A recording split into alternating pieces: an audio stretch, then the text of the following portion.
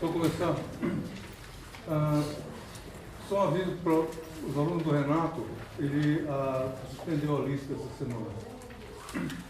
Tá.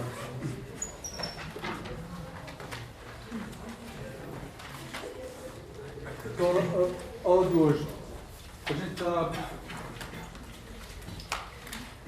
terminando a descrição separada de eletricidade e magnetismo. Por quê? Se você pegar a teoria do eletromagnetismo, o que é essa teoria? São as 4 equações de Maxwell.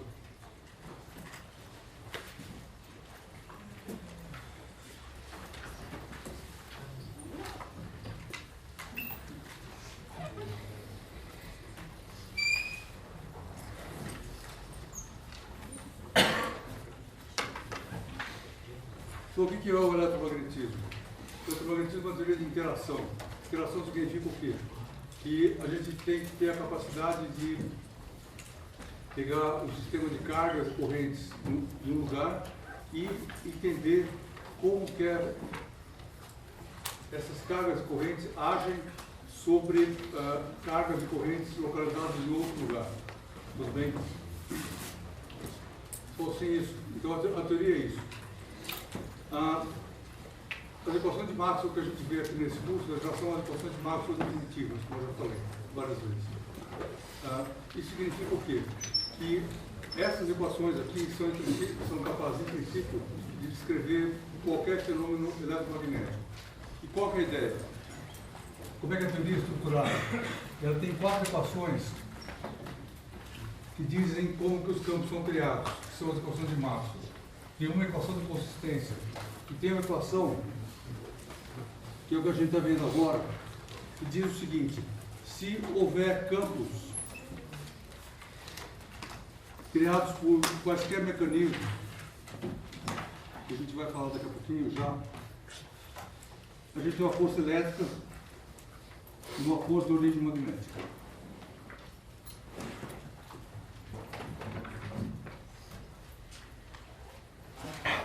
Então, esse daqui é o mecanismo pelo qual as forças são sentidas. Esse resultado é relativamente simples e como a gente já viu, a parte mais complicada é descrever como os campos são criados. E aí existem 4 leis. São 4 equações de Maxwell. Tem a lei de Gauss elétrica, tem a lei de Gauss magnética, tem a lei de Faraday, a lei de Ampère-Maxwell,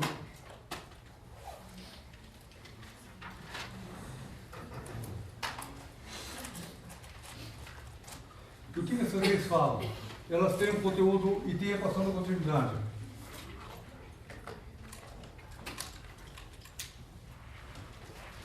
O que essas leis falam? Essa daqui diz o seguinte, que existe um mecanismo de criação de campo elétrico que é por cargas.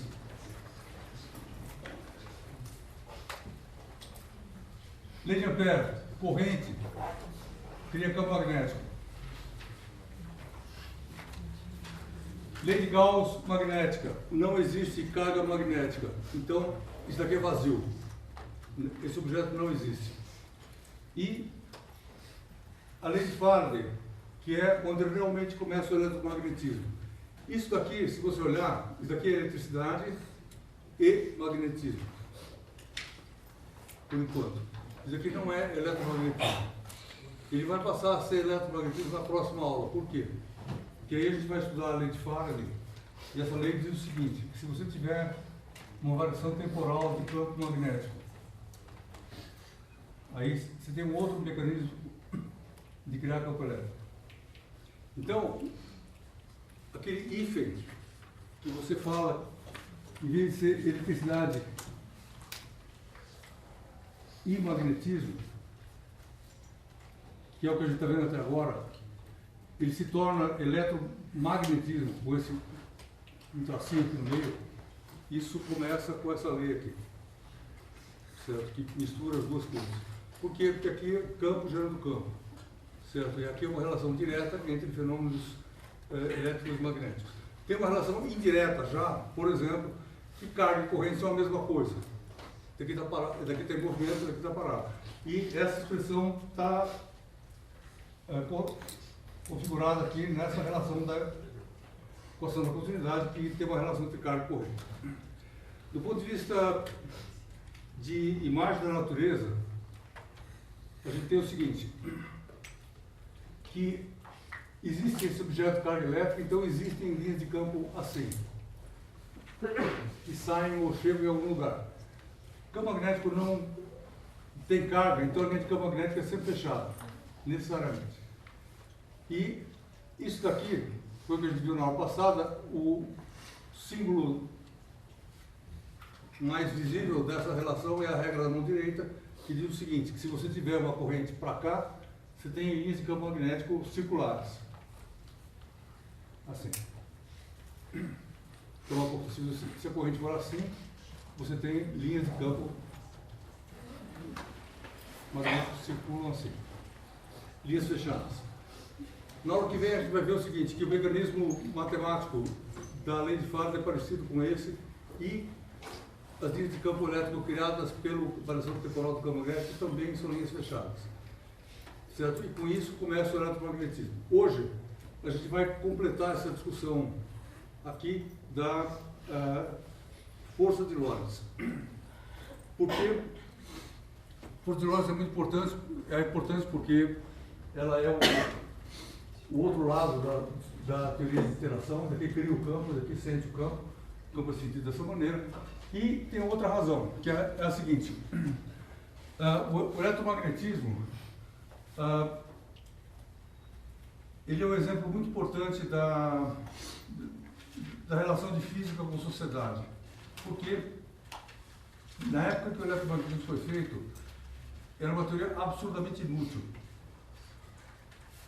Certo? As pessoas estudavam esses efeitos no laboratório, por quê? Para saber como a natureza é. E quando o Faraday começou a fazer essas relações entre E e B aqui, as pessoas começaram, pouco depois disso, ou seja, 1840 por aí, as pessoas começaram a perceber que o eletromagnetismo podia ter uma enorme aplicação na produção de bens, na indústria, etc. E essa coisa ocorre principalmente por aqui. Por quê? Porque a gente precisa de motores. Então, o mecanismo que está por trás do funcionamento dos motores elétricos é essa coisa aqui. É isso que a gente vai ver hoje. Antes disso, o seguinte, se você tiver um fio,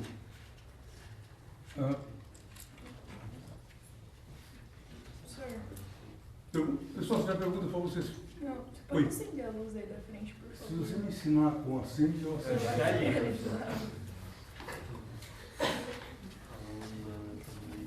Qual que é? Essa? Não. Alguma delas. Eu já tentei todas, a única que eu não eu tentei, apagou tudo lá atrás, falei, não vou mexer mais, mas não melhorou muito. Ok.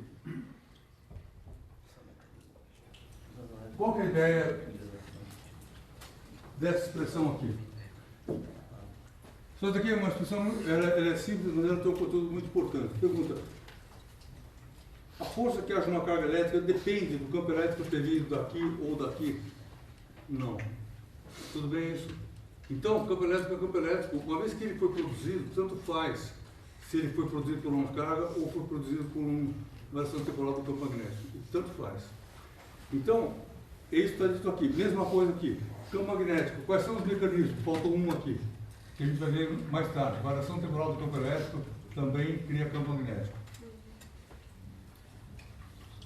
Então, se você pegar um campo magnético qualquer, não interessa qual, de onde que ele veio, se tiver uma carga em velocidade ali, ele vai sofrer uma força.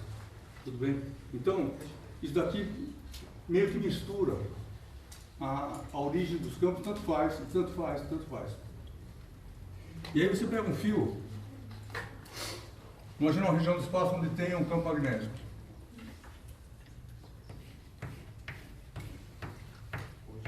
Da onde que ele veio não tem importância, faz conta que vem do ímã, ou eletroímã, tanto faz.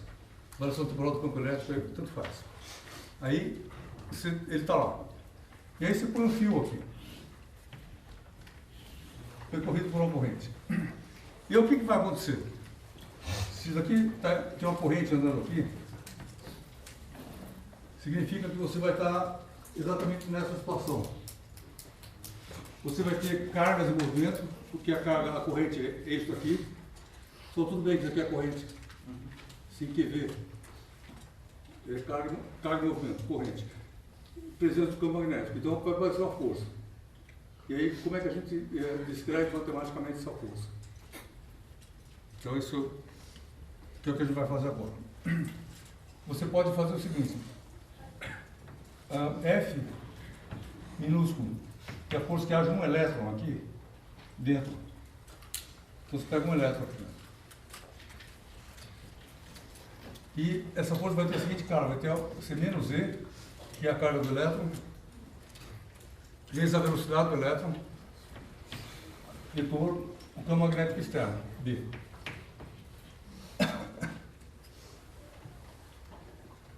Na aula,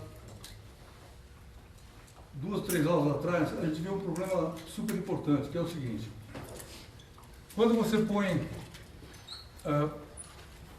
uma corrente no fio, se você olhar o fio de frente,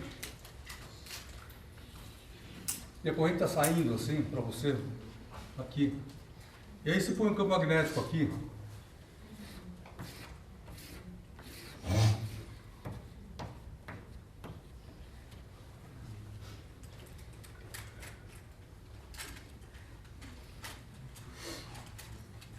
esse metal do qual o fio é feito é constituído de íons positivos e elétrons livres.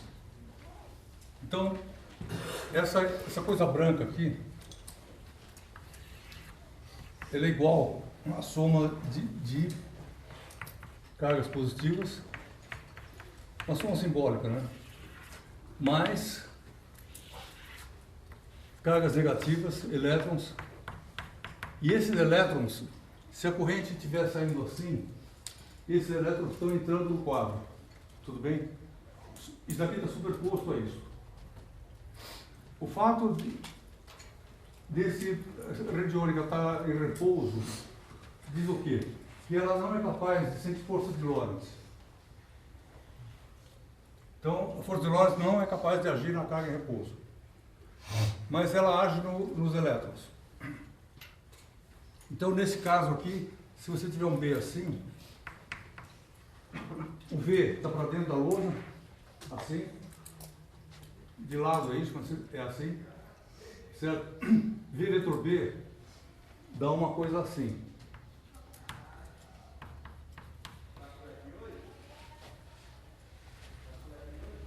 E aí, como o elétron tem carga negativa, a força de Lorentz que aparece sobre os elétrons em movimento é isso. Professor, O que está falando? a corrente está entrando ou saindo do quadro? A corrente sai do quadro, mas ela significa que os elétrons estão entrando. Tá? Porque tem o sinal menos da carga. Sim. Tá? Então, tudo bem isso? Pergunta. Ok. Então, a força é para cá. Nesse caso. Essa força não age nisso.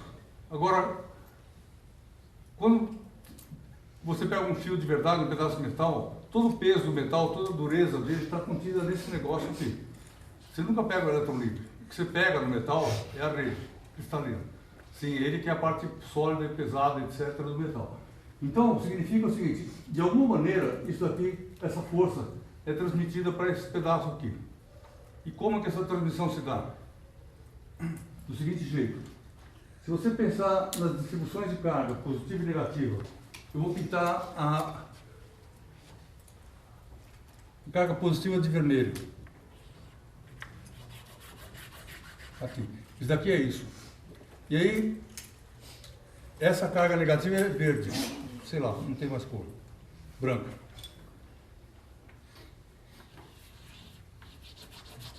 Isso aqui é densidade de carga negativa, isso aqui é densidade de carga positiva. Se o metal não tiver força de Lorentz, você coloca isso aqui em cima, ele fica certinho igual e o resultado é branco ou não, qual cor? Azul. Você põe o azul sobre o vermelho e dá branco. Tudo bem? Coisa completamente neutra.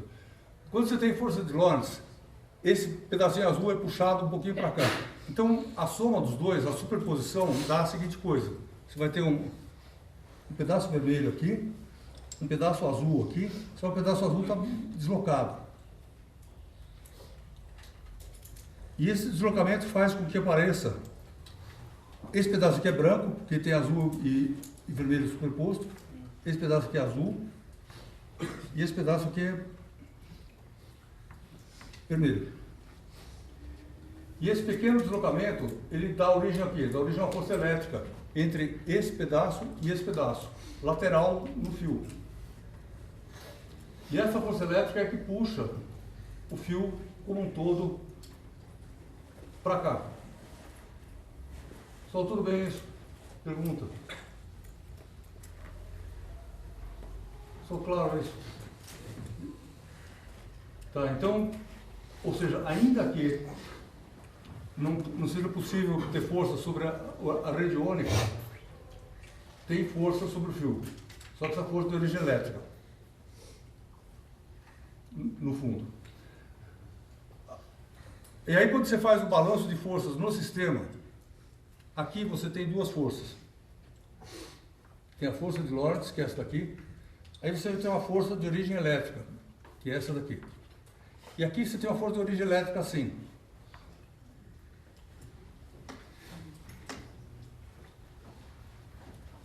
Tudo bem? E aí, no sistema, essa daqui anula essa, ou seja, a força total que age sobre isso é a força verde. Se você pensar no fio como um sistema. Tudo bem isso? Ainda que a carga positiva não ande. Pergunta nisso.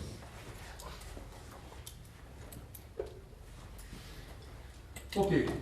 Então, isso aqui é a força que age sobre o elétron. Mas, com esse discurso, isso aqui também é a força que age sobre o fio. Então, tudo bem isso aqui, esse pedaço. Ou seja, é as duas coisas. É a força que age sobre o elétron e, com esse negócio aqui, isso aqui é a força que age sobre o fio. E aí pergunta qual é a força total que age sobre o fio nessa situação. Aí o que a gente faz? A gente pega um pedaço de fio, uma seção dele aqui,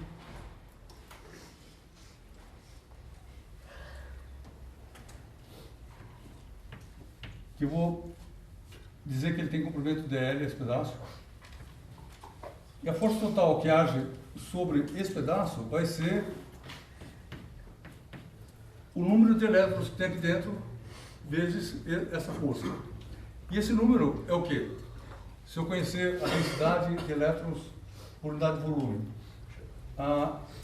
o DL e o S, que é a seção transversal do fio, aqui, isso daqui é o número de elétrons. Tudo bem? Que age no fio. Aí você multiplica por isso e dá a força.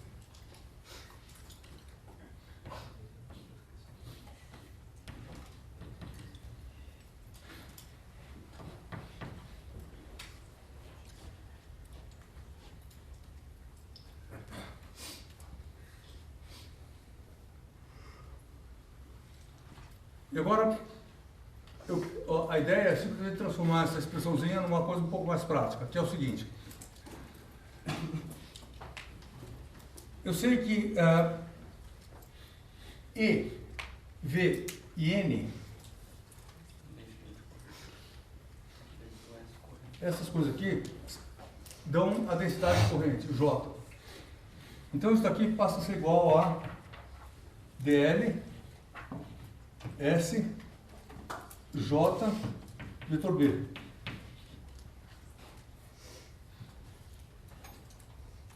Só dúvida aqui, pergunta.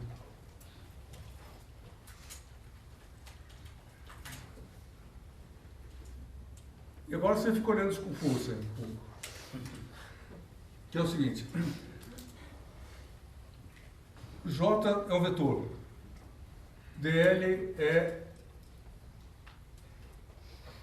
um comprimento aqui. E a pergunta, será que eu posso passar o caráter vetorial dessa expressão para o L?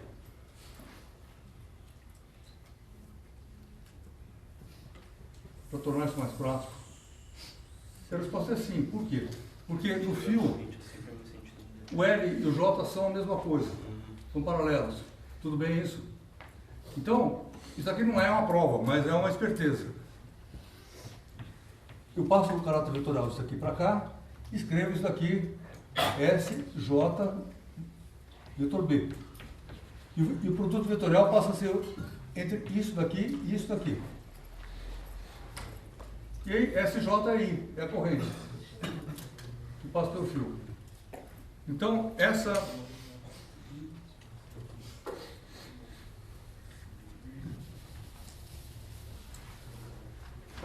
expressão aqui, ela pode ser transformada na seguinte coisa, que F é igual a I, o I é esse produto aqui, DL, vetor B.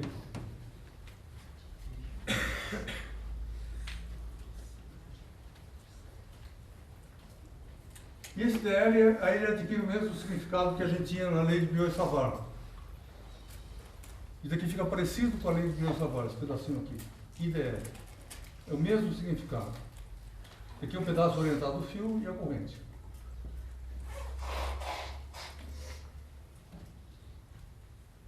Só tudo bem isso aí, pergunta? Dúvida?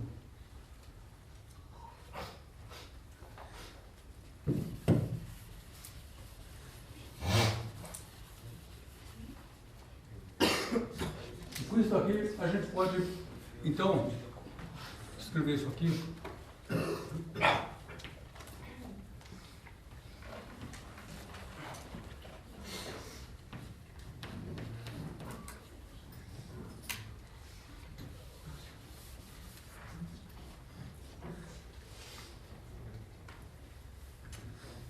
Agora eu posso começar a resolver alguns problemas práticos. Práticos não, mas problemas, questões. Usando isso daqui. Por exemplo, se você tiver um fio aqui, uma corrente assim, uma espira aqui,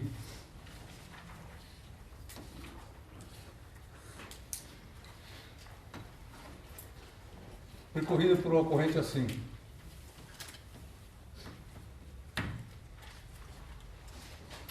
Então, esses dois sistemas interagem.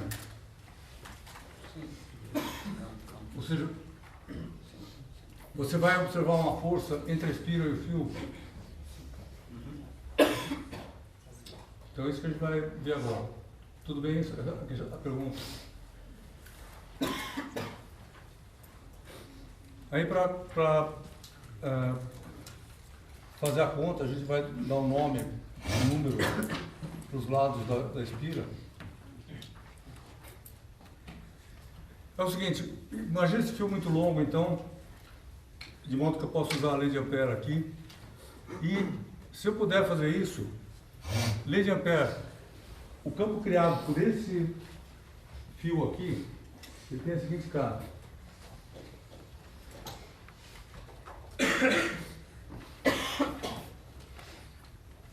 Integral de B em caminho fechado igual a I0I. E aí a gente já fez isso um monte de vezes. Se você pegar o fio um caminho circular aqui, isso aqui dá B igual a I0I sobre R, onde R é a distância ao fio. Isso significa a seguinte coisa, que o campo criado por esse fio em todo o espaço, ele vai ser uma coisa assim, certo? Regra da direita, direção e sentido, o campo sai aqui,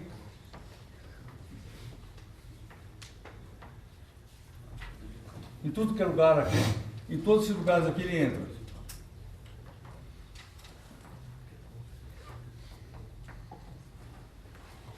Isso vale para o espaço todo. Toda essa região aqui está cheia de campo com essa cara. A linha de campo dá uma volta assim, entra por aqui, passa por trás da lousa e sai pelo outro lado. Tudo bem? E em particular, essa linha de campo vai agir sobre, vai existir aqui. Então, o campo azul existe aqui e existe aqui também, em todos esses lugares, já que ele existe em todo o espaço. E aí a gente está numa situação desse tipo aqui, que você tem carga elétrica em movimento, agora pensando na segunda espira, que é isso aqui, em presença do campo da primeira, do fio.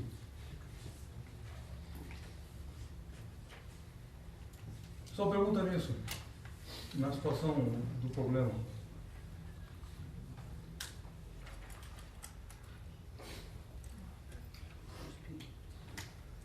Só não devia estar uns 2 pinos embaixo na forma. 2 pinos, obrigado. Sim.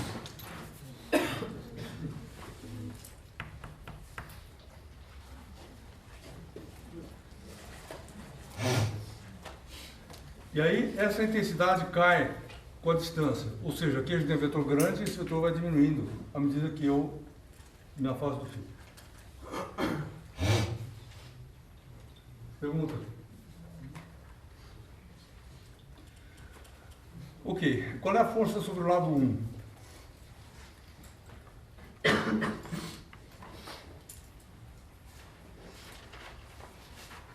Não, desculpa. Tem uma coisa aqui, uma imprecisão, que é o seguinte. Eu devia ter posto um D aqui, estou pondo agora. Por que pondo um D aqui? Porque eu estou pegando um pedacinho de fio. Tudo bem? Então isso aqui é a força que age num pedacinho de fio.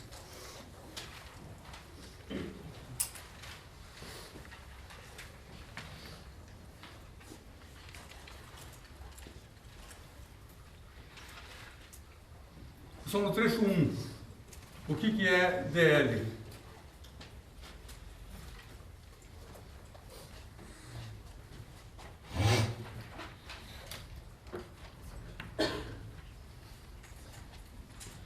Só o que é DL? DL é o seguinte, você vai pegar, como na lei de Riochabar, DL é um pedaço de fio orientado.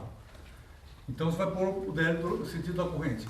Se a corrente em linha está circulando assim, aqui desse lado, o DL tem essa cara. E aí, se você pegar um sistema de eixos assim,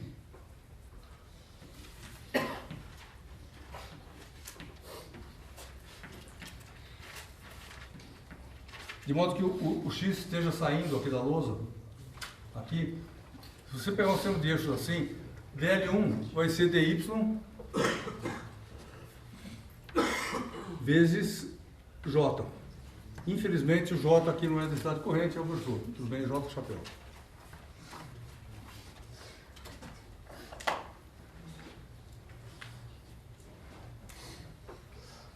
O que é isso? Só nessa configuração de eixos aqui, o B vale quanto? Do lado relevante, B1 vai ser B1 na direção I.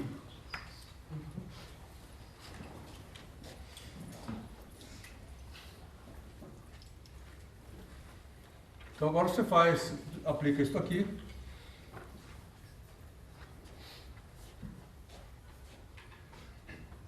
Lembrando que essa força que se aplica à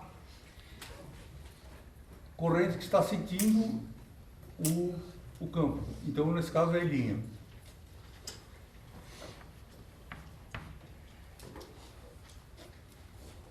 certo? Que é a corrente que está sofrendo a ação do campo. E aí, vezes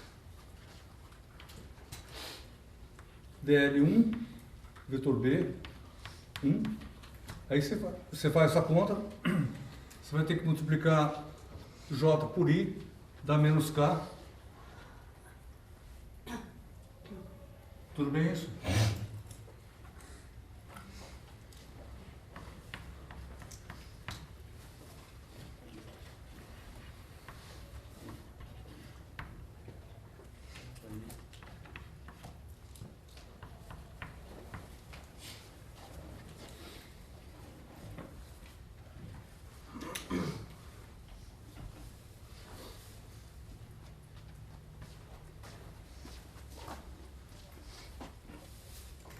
Só pergunta mesmo.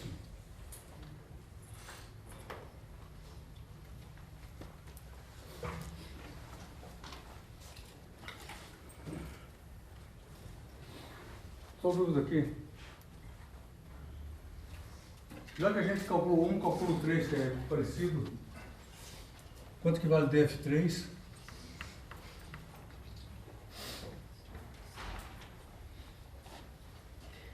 O que muda desse... Então, desse problema para esse, o que muda? Só o sentido DL, tudo bem? Então você vai ter alguma coisa que vai ser mais agora, em linha, dy B3K.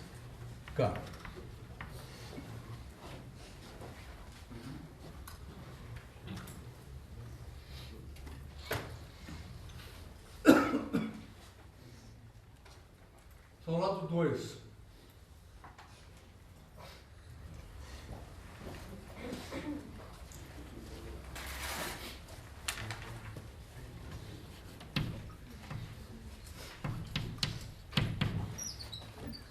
Quanto que vale DL2? DZ, K, tudo bem? Porque eu estou pegando um pedacinho de fio agora, se a corrente flui assim, eu estou pegando esse pedacinho de fio aqui e ele aponta para cá o vetor. B é a mesma coisa.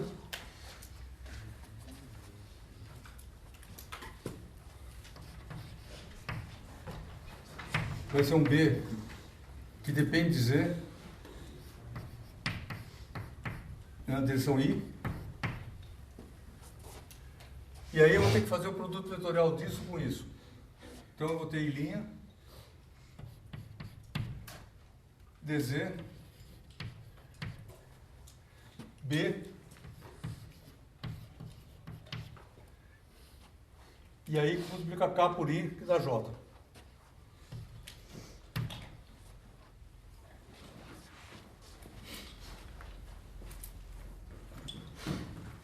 Só o que é isso? E DF4 aponta na direção oposta.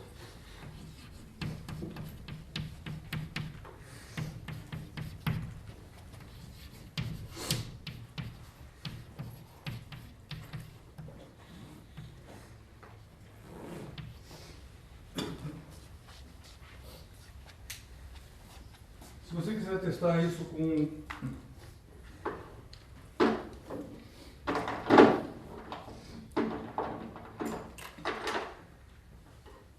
os vetores comuns que a gente usa,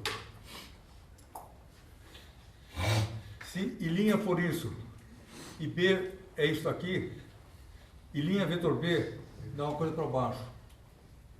Tudo bem? Pela regra mais intuitiva, que é isso aqui. Então, nesse pedaço aqui a força é assim.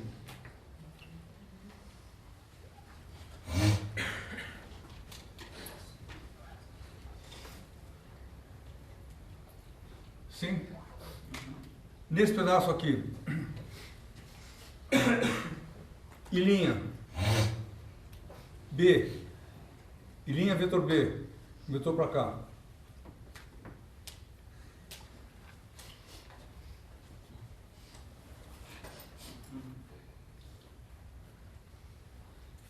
Só assim. E aí é o seguinte, se você olhar isso, o que eu estou fazendo? Eu estou fazendo a mesma conta, só que eu virei Spira assim, em termos de direção e sentido. Então, tudo igual. Isso daqui é assim, isso daqui é assim.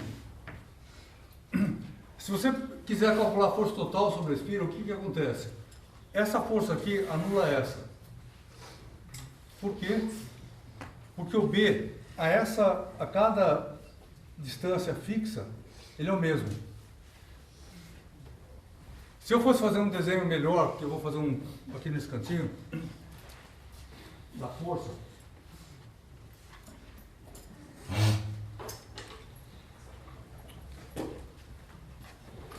Ela seria uma coisa assim, ó.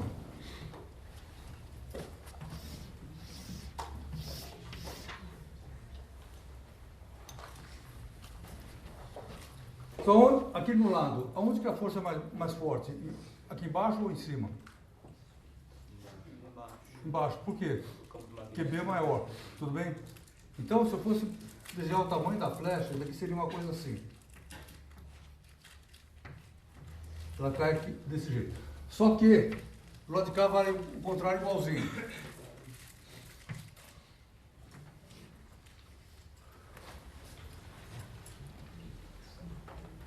Se eu desenhar a outra força agora, essa força aqui será uniformemente assim aqui. E aqui será uniformemente maior para baixo.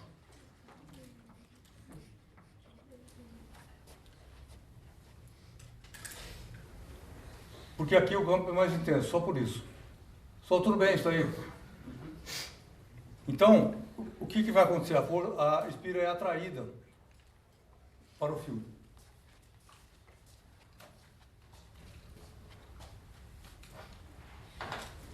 Como essa força aqui é uniforme,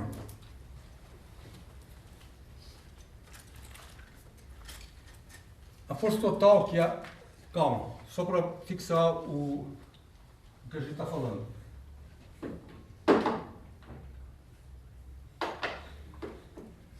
O que é DF?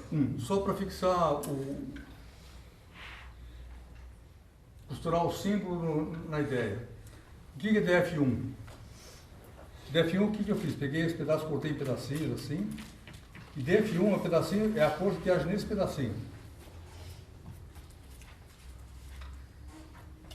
E aí, qual é a força resultante que age sobre esse lado? Eu tenho que integrar sobre todos os F1. Mas como aqui o B é constante, essa integral simplesmente dá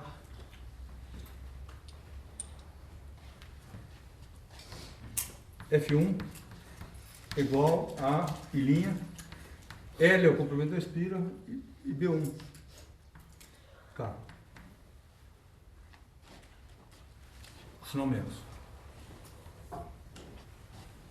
E F3 dá a mesma coisa. Eu integrei de 0 a L aqui tacitamente, dá o comprimento da Spira e pronto. F3 igual a I, L, B3K.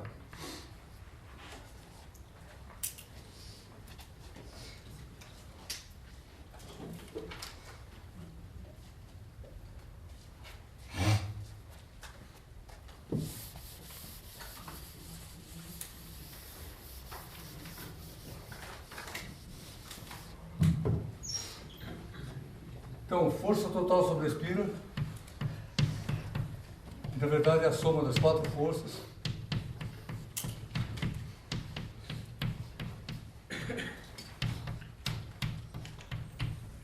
Isso aqui dá 0, somado. Dá o quê? Dá IL.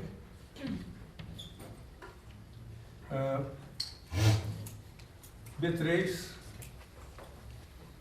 que é de 0I sobre 2πr.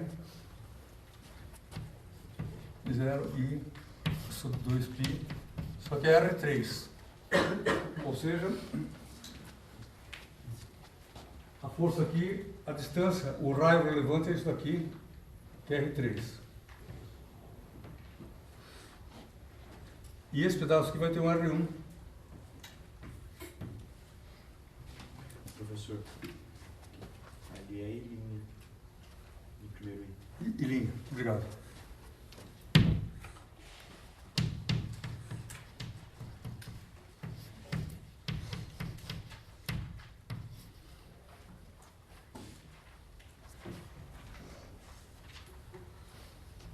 Se eu quiser pôr tudo em função de R1, posso escrever que R3 é igual a R1 mais L e pronto. Opa, tem um sinal aqui, que aqui é menos.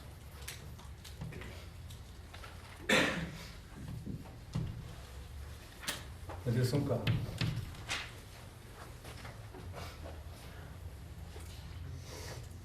Só pergunta nisso.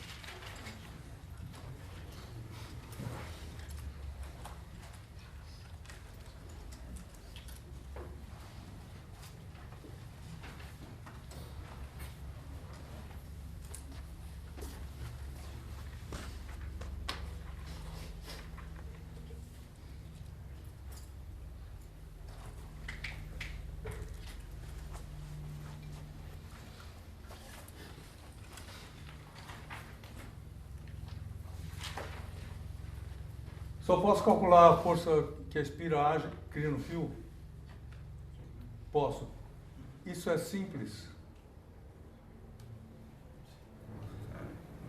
Não é muito, pelo seguinte, o cálculo inverso, ele tem que dar aquele resultado. Ou seja, se você pegar e calcular, tem uma reação da espira no fio, que cara que essa reação tem?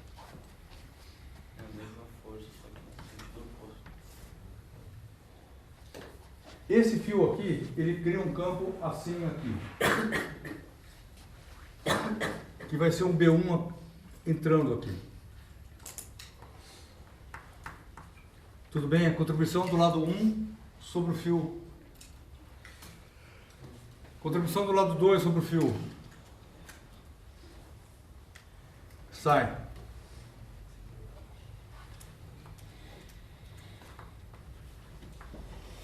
B3, desculpa. Tem essa cara. E aí você vai ter que somar visoriamente os dois, vai dar a força resultante. Quem é maior, B1 ou B3? B1, tudo bem isso? Que, por que B1 é maior? Porque o lado 1 está mais perto. A corrente aqui é assim.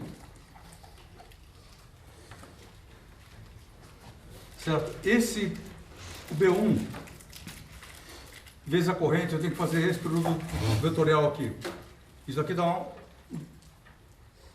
uma força para cima. F1 aqui. Isso aqui dá F3 para baixo.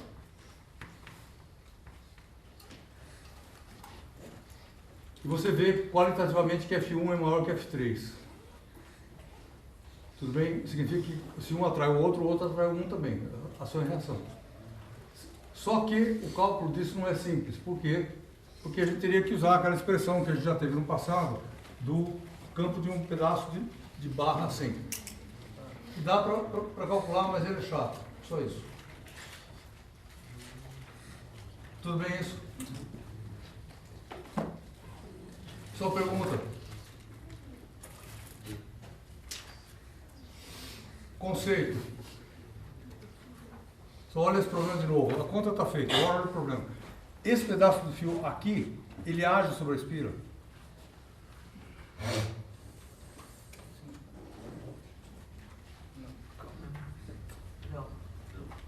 Segunda chance. Age. Age. Por quê? Porque cada pedacinho de fio aqui. Só que eu estou querendo dizer o seguinte: essa interação não é entre esse pedaço e esse pedaço. Não é isso. É o fio infinito. Pergunta: o fio é infinito? O fato do fio ser infinito, ele entrou na conta. Certo? Entrou via essa expressão. Tudo bem? Então, daqui é um fio infinito. Significa que esse pedaço aqui, o campo que esse pedaço cria também entrou na conta lá. Tudo bem isso? E, portanto, esse pedaço aqui criou um campo lá que é relevante para o resultado final. Só está claro isso? Ou seja, que a interação não é a interação de pedaço desse fio, é a interação entre esse fio inteirinho aqui e esse negócio aqui.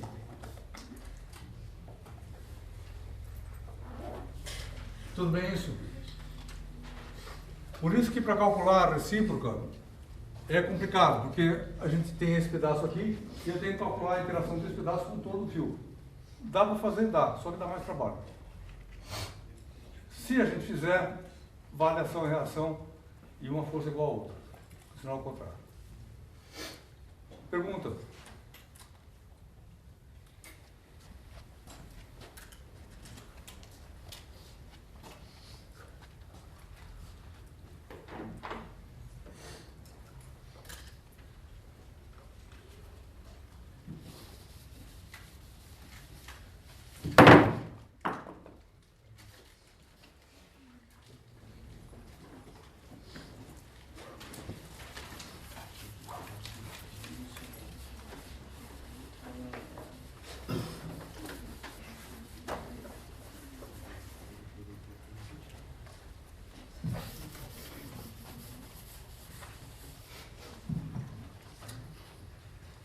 Outro problema, que é um problema também clássico desse assunto, que é o seguinte. Você pega dois fios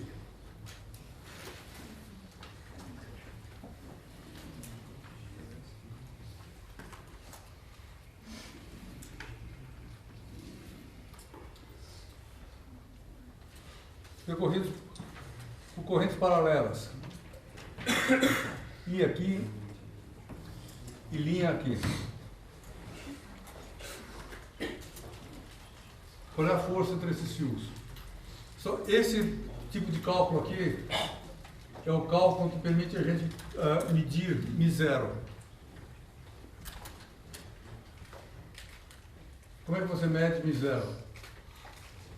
Põe um fio, outro fio, mede a força entre eles, faz uma conta e calcula μ0, sabendo a corrente. Tudo bem?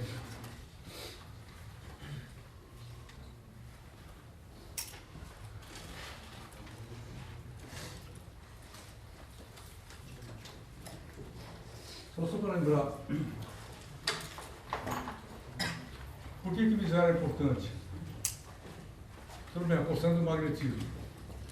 Mas ele... Só o que é μ0, conceitualmente?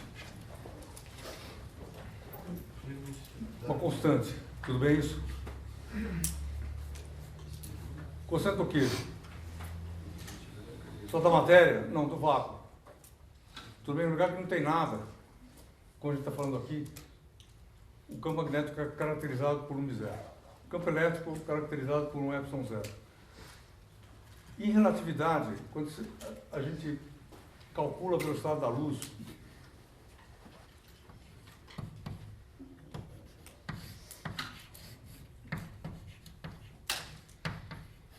o resultado é isso aqui. Tudo bem? E o que isso tem de absurdamente espantoso?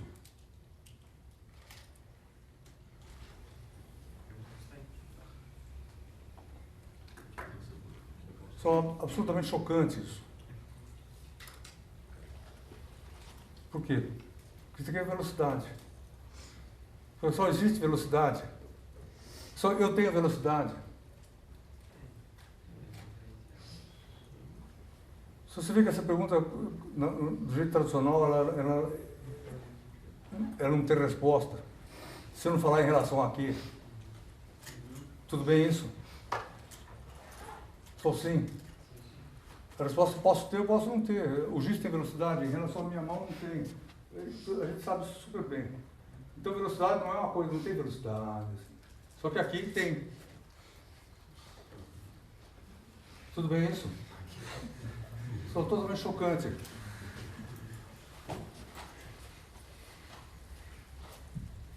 Certa velocidade em relação a quê? Velocidade.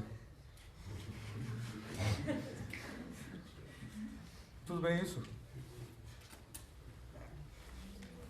E o que virou isso? Virou a teoria da relatividade. Por quê? Porque o Einstein vai falar, e vai levar essa ideia a um postulado. Ele vai falar, a velocidade da luz é invariante por mudança referencial.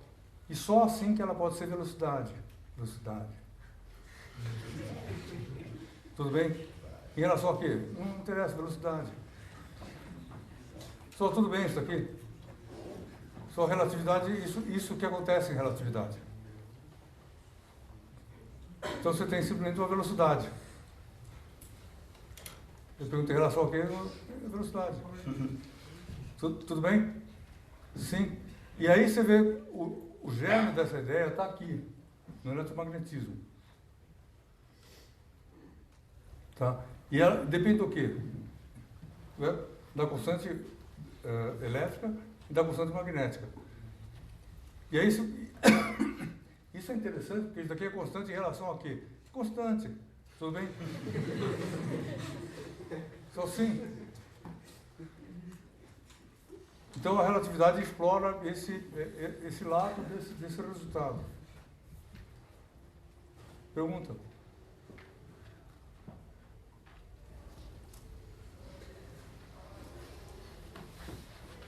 Ok, de qualquer modo, esse resultado também tem uma outra importância histórica, super importante. Por quê? Porque em 1870, 60 por aí, quando Maxwell resolveu as equações dele, ele chegou à conclusão que a velocidade das ondas eletromagnéticas era essa daqui. Só que na época dele ninguém sabia onda eletromagnética era onda do quê? Sim. Você já tinha visto uma onda eletromagnética que ninguém sabia. E aí, o que o Maxwell fez? Ele falou, pessoal, mede isso aqui direitinho, e fez a conta. E aí, ele chegou nesse resultado e aqui dá 300 mil quilômetros por segundo. Não medida a velocidade da luz. Mede em zero, mede epsilon zero, faz a conta e dá isso. Okay. E aí, o que o Maxwell falou? Falou, então, a onda eletromagnética é luz. Ao contrário, falou, luz é onda eletromagnética. Foi a primeira vez que alguém falou isso na história da humanidade. Ninguém sabia disso. Certo? Então tinha duas ondas. Tinha a luz, que era uma onda, a velocidade era conhecida, e tinha a onda eletromagnética, que era uma outra coisa. Mas na hora que tem a mesma velocidade, falou, não dá para fazer duas coisas, tudo bem? Então tem que ser a mesma. E foi nesse instante, então, luz foi entendida como onda eletromagnética. O que é isso? Só sim. Qual é a importância de onda eletromagnética em relação à luz? Tudo bem, você mede a luz. Mas o problema de onda eletromagnética é que, você, de acordo com a teoria, você pode ter muitas outras frequências.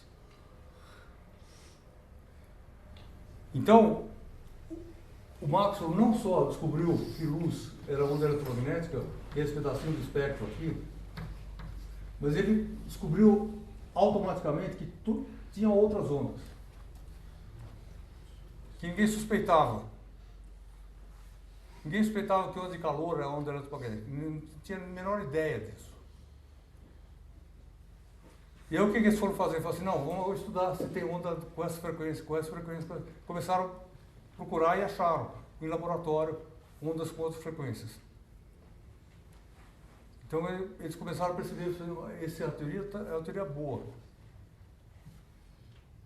Por quê? Porque ela explica não só a luz, mas explica também outras ondas. E hoje a gente sabe muito bem que tem um zilhão de ondas que são explicadas como são classificadas em ondas eletromagnéticas. Tudo bem? Só por quê? Para a gente ver o seguinte, como essas coisas estão todas ligadas, e por que eu estou falando isso agora? Porque a gente está falando do B0. E por que eu estou falando do B0? Porque ele aparece tacitamente nessas contas aqui. Hoje a gente vai ver. Ok? Calcula a força de dois fios.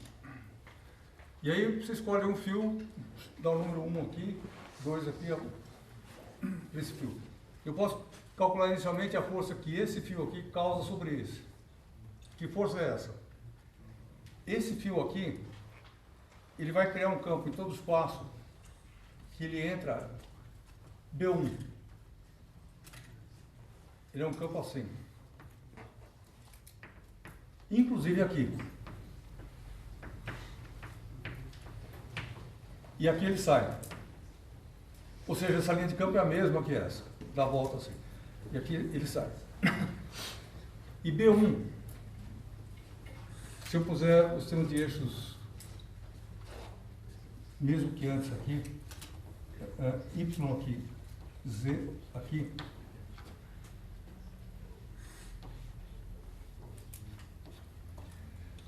B1 é dado por, nesse ponto, eu não quero o genérico, eu quero só num ponto, no em cima do fio. Chama de A essa distância. Ele vale M0 I sobre 2πA. Direção e sentido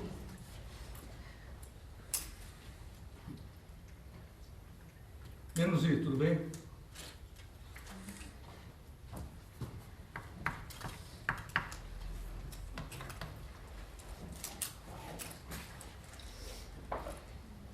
Aí uso essa expressão. O pedacinho de fio 2, esse pedacinho aqui, que está sujeito a esse campo, ele sofre essa força aqui.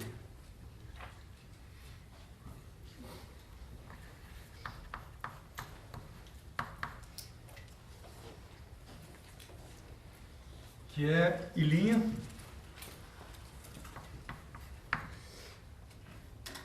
Só quanto é que vale DL nesse problema? Aqui. DZ, K, tudo bem?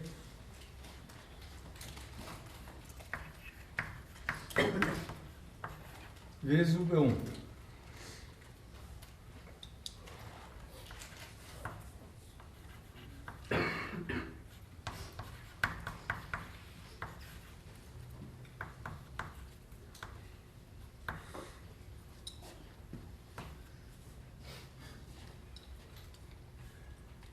E aí o teu produto vetorial aqui, esqueci. E eu tenho que fazer o produto vetorial K vezes I. Só o seguinte, produto vetorial, como é que você faz? Se for vetores jogados no espaço, você usa a regra que você quiser. Mas se for em JK, é infinitamente mais fácil você pensar assim.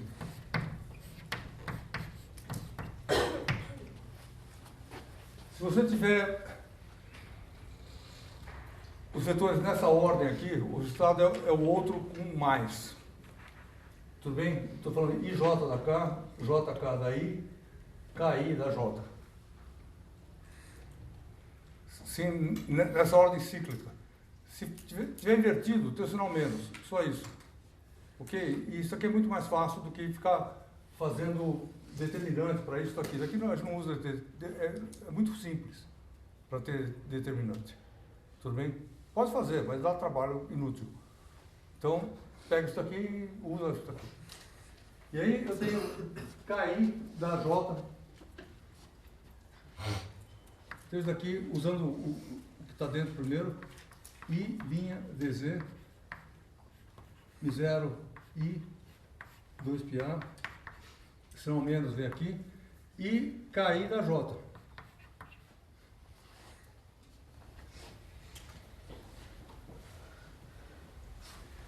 Que é esse vetor aqui. Então, essa força aqui tem essa cara.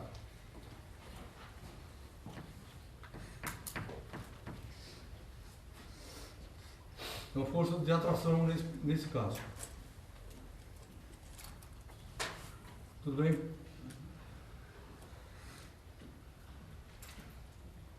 Ok. E aí, eu...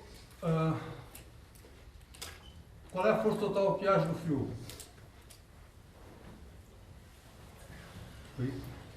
Integral I. Pessoal, exatamente, qual é a força total que age no fio? Eu vou ter que integrar sobre o fio de menos infinito até infinito. Então eu dou uma força infinita e isso estraga tudo. Tudo bem isso? Então, para fugir desse problema, a gente costuma falar em fio em força por unidade de comprimento.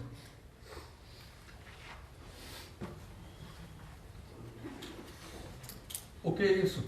Isso quer dizer o seguinte, que eu vou pegar um pedaço de fio aqui, de tamanho infinito, chamamos aqui de L,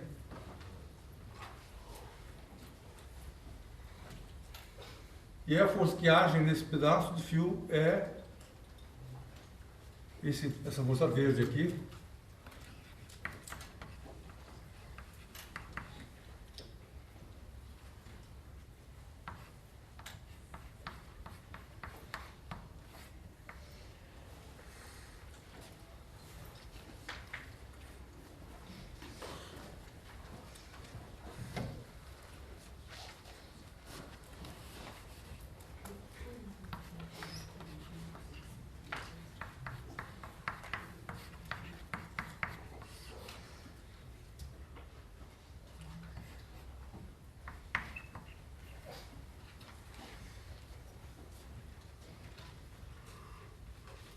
Só tudo bem isso aqui?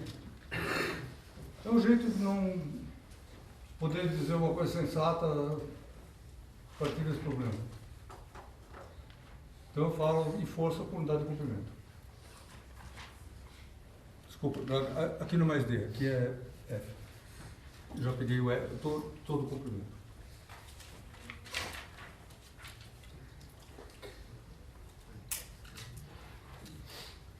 Só vamos lá, pergunta nisso.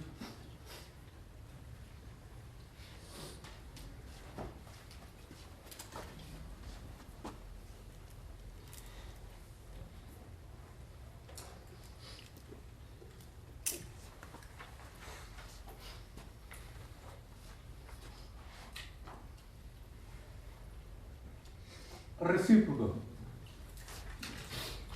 Qual é a força que esse fio aqui causa nesse fio?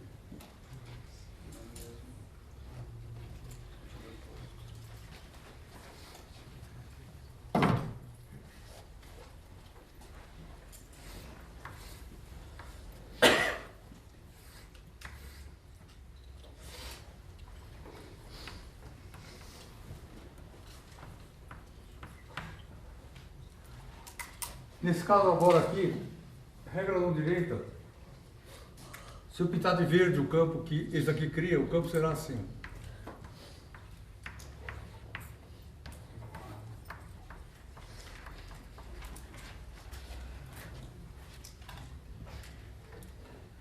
E o B agora aponta para fora. Então o B verde, só para comparar com o B azul, B2 agora aponta na direção X, então aparece o sinal mais aqui. É Mi0 e linha 2πA I.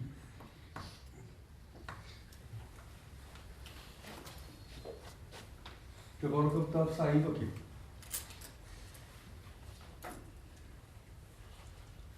E DL1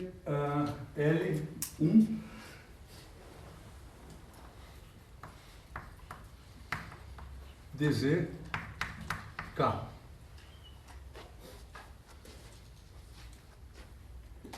Então, na hora que eu calcular DF2, DF1,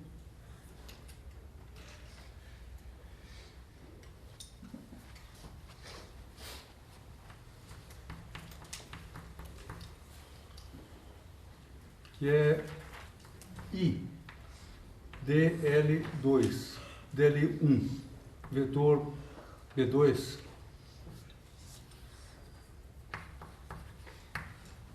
agora aqui eu vou fazer a conta KI e dar um sinal mais, tudo bem isso? Então isso daqui faz a conta e eu tenho que o F vermelho, que age no fio 1 é igual a menos o F verde.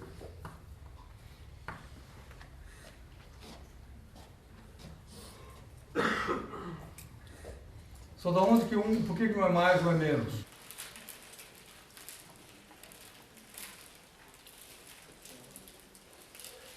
Por causa do sentido de B.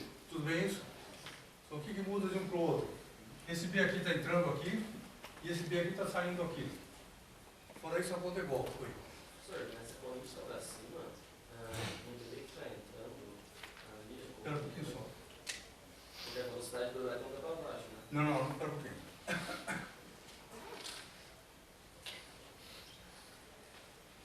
O elétron sobe nessa ponta. De que jeito? É legal perguntar isso porque isso daí pode dar confusão. Aqui tinha um elétron. O que é isso aqui? A força que age sobre um elétron. Aqui. Tudo bem. Aí, força que age sobre N elétrons, que é essa daqui, força total. Agora, quando eu escrevo isso daqui, o que eu usei? Usei aqui isso daqui vezes isso. Não tinha um D lá que foi. Tinha, tudo bem. Que eu paguei na hora que. Foi o B lá.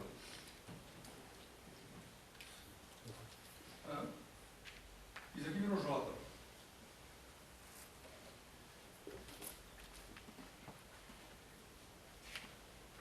Certo? Então, o menos que estava aqui, ele foi engolido no J.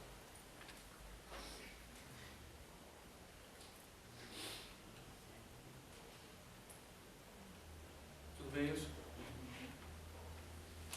Vê se está claro. Ou seja, tem dois jeitos de escrever o que está acontecendo lá.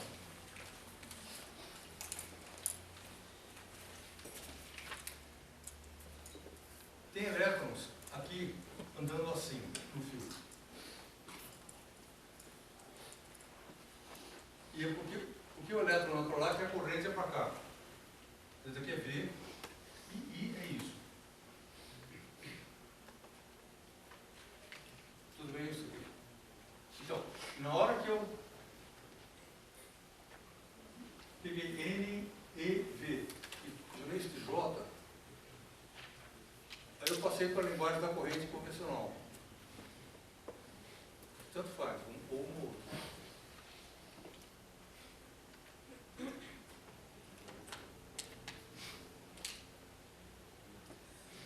Certo, mas ali quando você fala que a corrente está subindo, acima, quer dizer que a velocidade está para baixo. Dos elétrons, sim. Mas não seria algo desse tipo. Então, mas peraí. O que eu estou usando para resolver esse problema? Estou usando esse resultado aqui.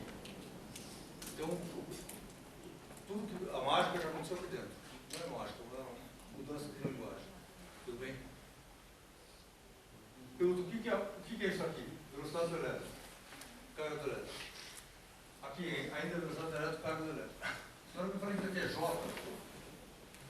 eu falei que esse objeto aqui aponta contrário a V.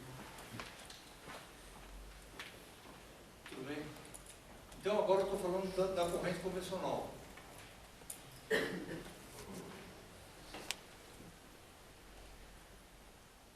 Então o J está meio que no sentido de V? O J está. Não ouvi essa pergunta. O J está no sentido de V? Não, está sendo o contrário. O que é a corrente elétrica? Ou cargas positivas andando para cá, ou cargas negativas andando para cá. O I é sempre assim. O mesmo I. Tudo bem? E pode ser duas coisas. Pode ser, sei lá, cargas positivas andando assim, ou cargas negativas andando assim. Nesse caso, você tem cargas negativas. Se a corrente é isso aqui, as cargas negativas estão assim. Mas eu não preciso mais falar disso, desde que eu use o I convencional.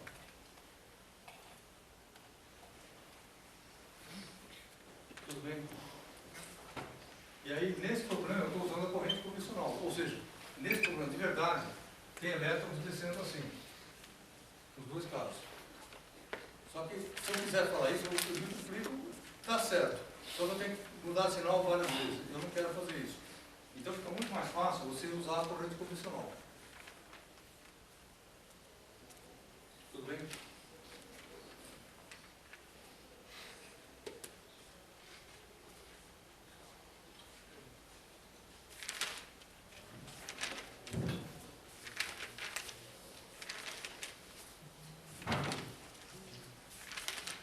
Após esse resultado, então, o que sai? Sai que se você tiver dois fios percorridos por correntes assim, a força entre eles vai ser uma força assim.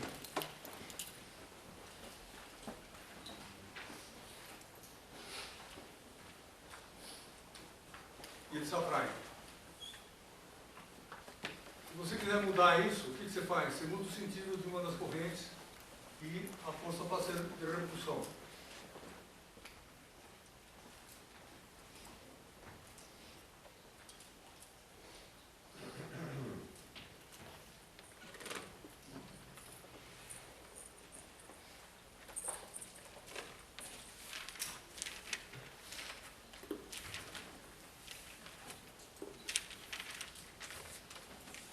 Porque simplesmente que você troca aí por menos I aqui e pronto.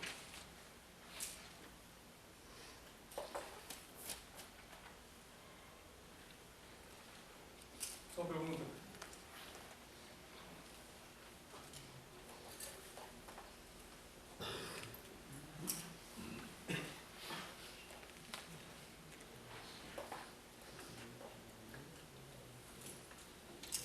Só dúvida nisso.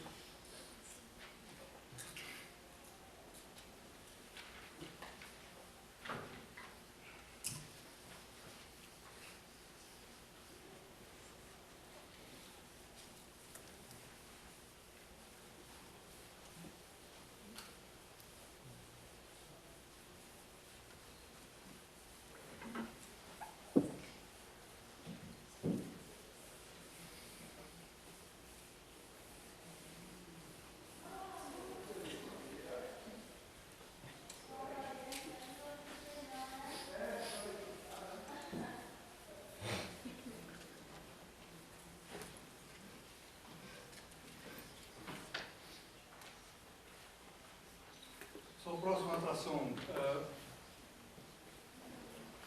Ação de campo magnético sobre espiras.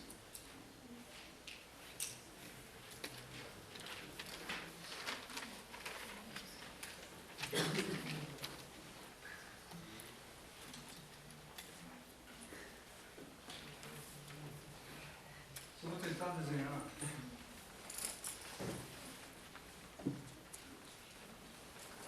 É isso aqui, ó. Isso aqui é uma espira quadrada, tudo bem? Pensa só na bola. Percorrido por uma corrente. Aí eu ponho uma espira aqui no eixo X, assim. Eu tenho o eixo Z aqui, eixo Y aqui. E a espira é esse objeto físico que ele pode estar inclinado.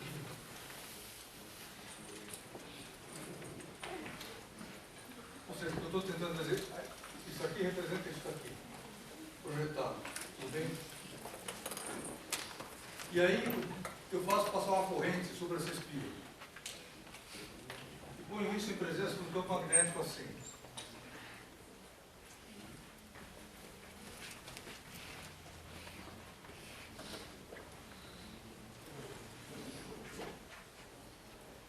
Eu vou passar essa corrente de modo que, para vocês, esse lado mais próximo de vocês, a corrente ande assim. Ela dá a volta aqui, aqui, aqui. Significa que esse lado aqui, a corrente está entrando para vocês. E ela está saindo aqui. Oi? A espira está inclinada em relação ao Tá, em princípio, de uma inclinação qualquer. E é isso que a gente vai discutir. Esse é o problema, mas o que acontece, qual é a influência da inclinação sobre o resultado. Só tudo bem o desenho.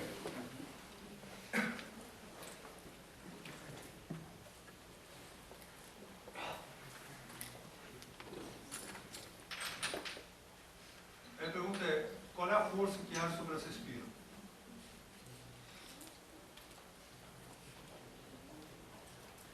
Corrente assim, aqui está subindo para você. Pega esse lado aqui primeiro, B para cima. V assim. Está vendo que está grudado. Fazer isso aqui.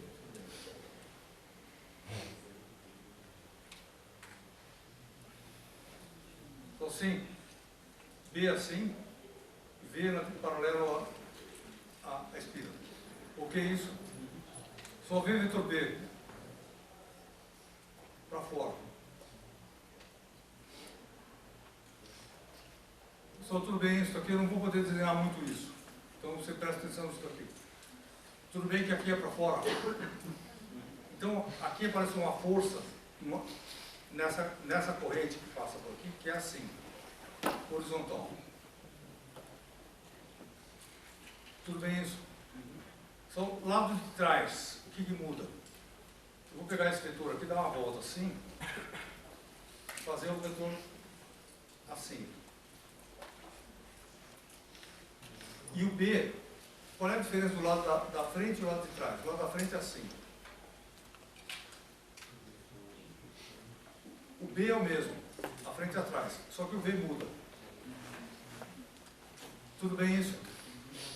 E aí, isso dá uma força oposta à primeira. Só assim isso. E aí, isso aqui não move a espira. Não faz nada sobre ela. O conjunto das duas. Só ver se está claro isso, vai. Vem totalmente oral, não tem desenho para fazer muito disso. Ok? Então, na frente, isso. Atrás, isso. D para cima. E a força muda de sentido. Ela é igual a imóvel, muda de sentido. Significa que essas duas forças não vão fazer a espira andar assim. Agora pega os outros lados. Esse lado aqui.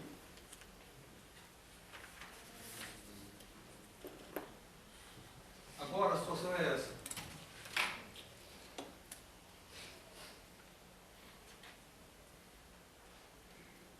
Isso aqui está assim, inclinado. A corrente é paralela à espira e o B para cima. Meio difícil.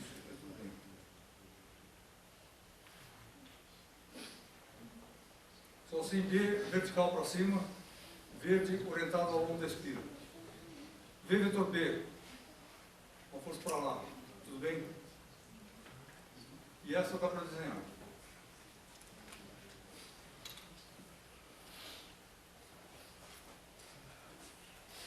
Então, esse V aqui, com esse B aqui, dá uma força assim.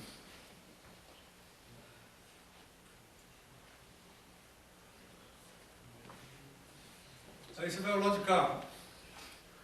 Agora a corrente andando para cá. Você tem essa situação. B, V assim, B para cima, certo? V vetor B para cá. De novo.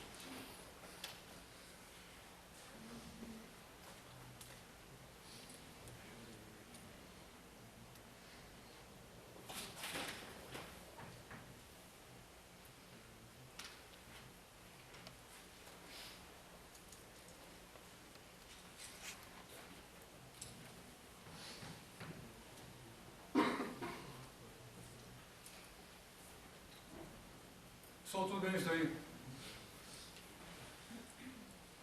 Pergunta, qual é o resultado dessa ação?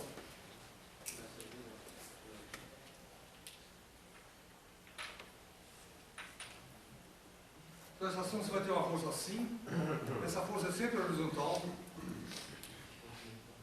Tudo bem? Onde quer que a espira esteja, essa força é horizontal. Mesma coisa para o lado de cá. Então as forças, nesse sentido, não tem efeito, mas essa força aqui tende a fazer o quê? Dar um toque para a espira. Ok? E ela tende a fazer, a espira fazer isso. Então ele provoca uma rotação sobre a espira, sobre esse eixo aqui. Ficou claro isso? Pergunta, esse problema tem, esse sistema tem situações de equilíbrio? Se você largar a espira assim,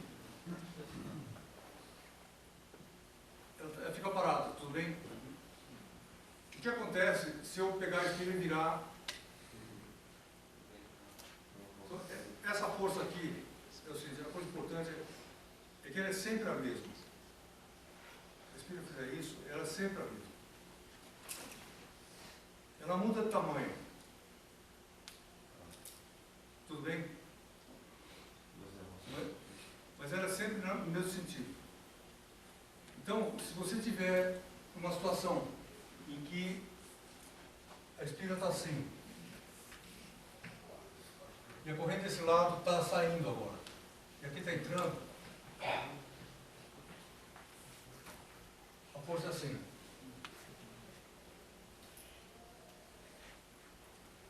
Só tudo bem isso aí? Então, se você pegar essa espira e puser de pé aqui, assim, nessa situação, essa força tende a zero, essa força tende a zero. Só que esse aqui é um equilíbrio instável. Aquela situação é uma situação de equilíbrio estável.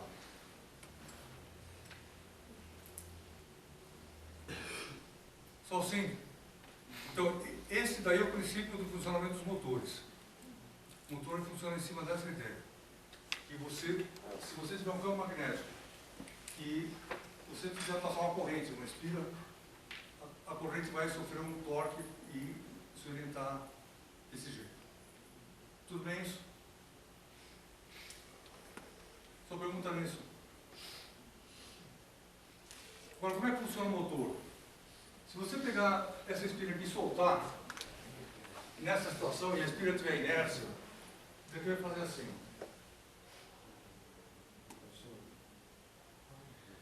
Isso daí não é um motor.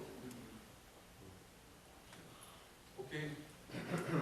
E ele pergunta como é que você faz para ela dar, para continuar rodando. Desliga a corrente, não passa de... Só como é que você faz isso? Você muda a corrente. Você muda a corrente. Tá? Então você põe um aparelhinho aqui. Essa corrente vem de algum lugar. Ela não pode estar na espira sozinha assim. Tem que ter um fio. Deus que alimenta essa espira. E aí você põe um aparelhinho aqui na ponta que tem contatos mecânicos de tal jeito que na hora que a espira vira, ele troca o sentido da corrente. Tudo bem isso? E com isso você provoca uma rotação contínua no motor. Então, você solta a espira, ela tende a fazer isso. Na hora que ela chega aqui, você muda a corrente e ela cai naquela situação. Desequilíbrio. Tudo bem? Ou seja, de novo, aqui a força puxa para cá, puxa para cá. Quando chega aqui, eu inverto o sentido da corrente. Isso inverte a força, que era para cá e agora para cá. E aí ele tende a continuar girando. E ela gira mais uma vez, até ficar nessa situação. Quando chega nessa situação, eu inverto de novo.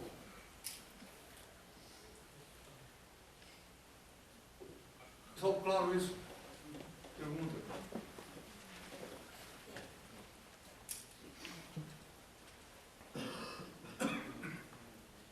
Só dúvida aqui. Então, ou seja, o motor é força de quilômetros pura. Claro que na hora que alguém percebeu que isso daí dava para ganhar dinheiro, os caras mergulharam de cabeça nisso e inventaram motores muito bons, muito mais complexos que isso aqui. Mas a ideia básica do motor é isso daqui. Tudo bem isso? Pergunta.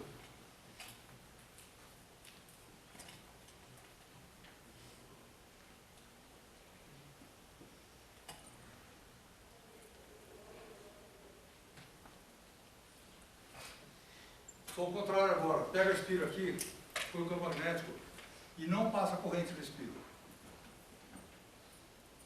E aí eu pego a manivela aqui e giro a espira com a mão.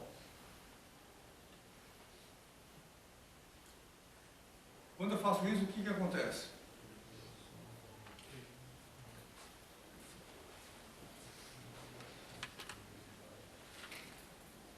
Em presença do campo magnético.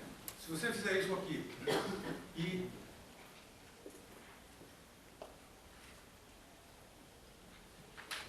esse lado, se você virar e estirar com a mão, esse lado vai ter um vento para baixo. Tudo bem? Esse lado vai ter um vento para cima. O que é isso? Aqui vai ter um V assim. Aqui vai ter um... Desculpa. Vai ter um V na espira assim, aqui vai ter um V para cima. O que esse V faz?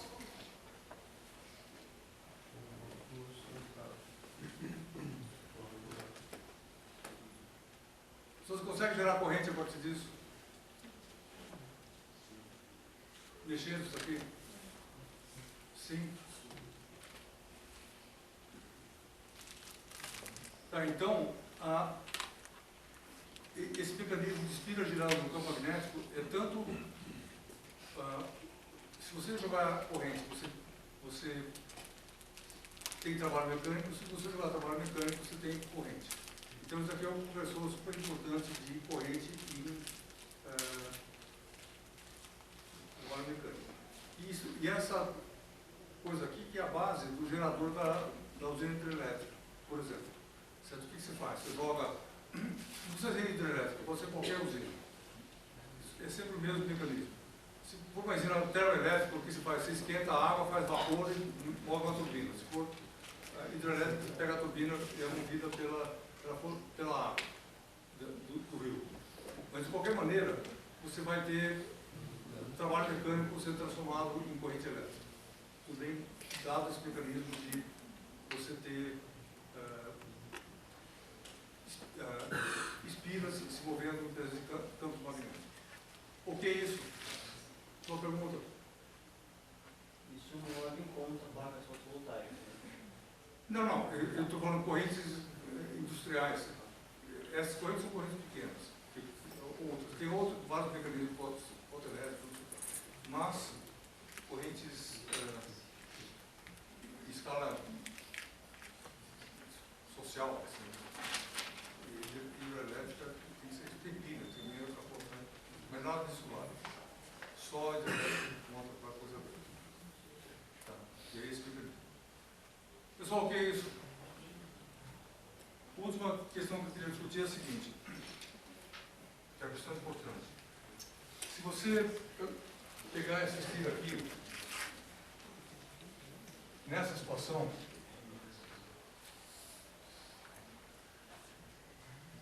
verde, desenhada lá no canto, assim,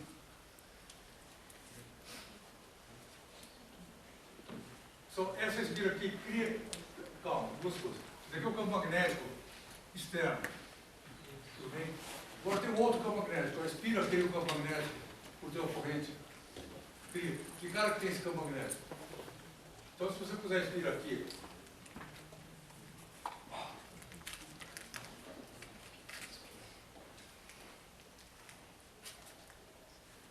assim, na situação verde,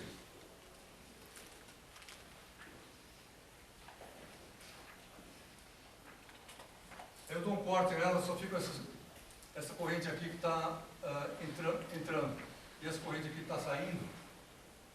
Linha de campo é assim. Na mão direita, a linha de campo da espira. Serão linhas assim. Aqui entrando, a linha de campo vai girar assim.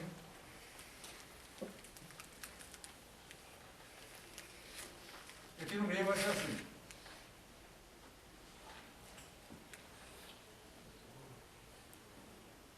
Tudo bem isso? Agora você solta essa espira com esse campo aqui, assim, em presença do campo azul. Qual é a situação de equilíbrio?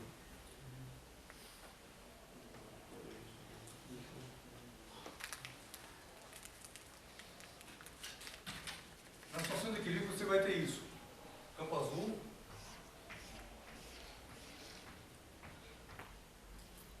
O campo verde vai ser uma coisa assim.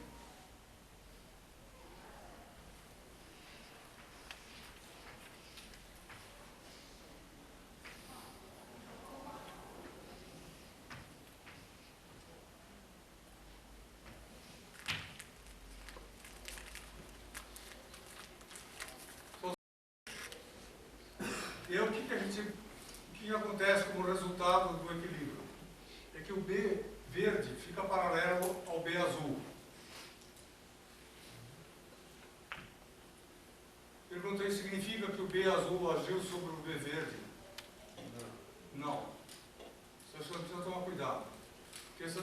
sempre aparece desse jeito. Você pega uma espira, fala que o campo da espira se orienta para o campo externo. Isso é verdade? É verdade. Só que, na situação de equilíbrio, só que isso ocorre devido a quê? À força de Lorentz, que age na corrente. Tudo bem isso? O campo não age sobre o campo. Ou seja, não há mecanismo dentro das equações de Maxwell do eletromagnetismo capaz de fazer essa coisa azul aqui e agir diretamente em cima da coisa verde. E essa ação não ocorre por quê? Porque aqui tem uma corrente, que é assim, e a coisa azul age na corrente. Aí sim, tudo bem. O campo age sobre corrente, só o campo não age sobre o campo. Não? O campo não interage com o campo. Tudo bem? Sim, isso.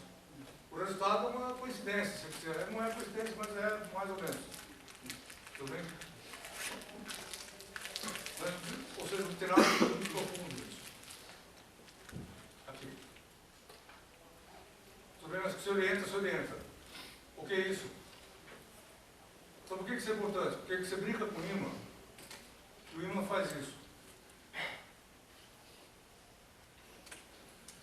Só não tem força magnética. Não tem carga magnética. Nesse negócio aqui. Vazio. Isso aqui não existe. Então pergunta, de onde que veio o campo do ímã? O ímã, ele pode ser pensado, ele é totalmente análogo a um solenoide longo. O ímã cilíndrico, né? Ou seja, se você pegar um ímã assim,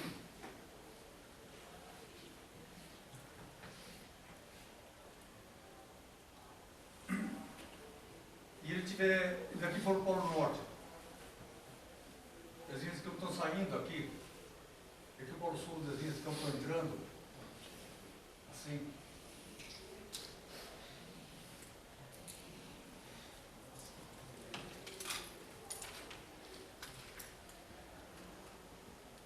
se essa linha não pode ser descontínua, ela não pode nascer em lugar nenhum, significa o quê? Que essa linha é contínua aqui dentro. Você não enxerga porque tem matéria, mas ela é.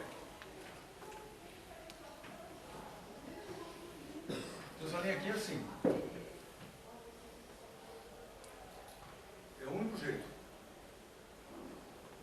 E ele pergunta, quem causa a corrente sobre o ímã? Tem? Tem.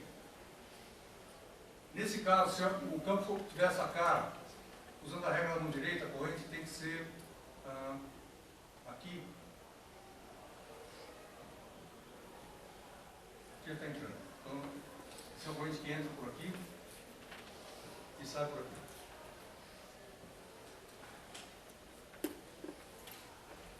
Tudo bem? O que causa a corrente? Se você cortar o ímã matematicamente assim,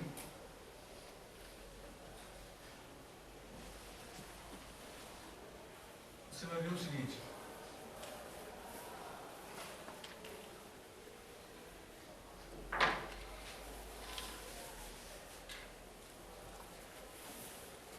Agora você corta o ímã desse jeito. A linha de campo está saindo aqui.